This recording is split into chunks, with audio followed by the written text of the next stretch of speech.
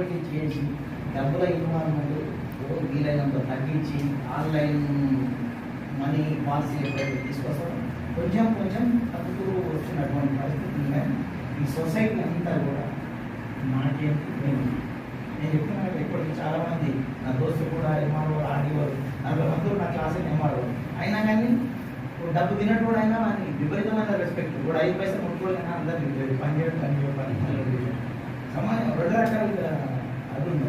అందుకని government corruption తగ్గించాలనేటువంటి ఆలోచన government ఉంది.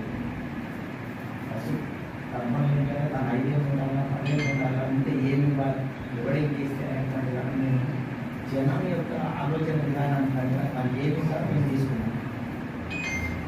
కోడి ఇంట్లో కావాలంటే ఇంట్లో ఇవ్వాల్సింది ఎక్కడైనా తీసుకురావాలని తెలుసు.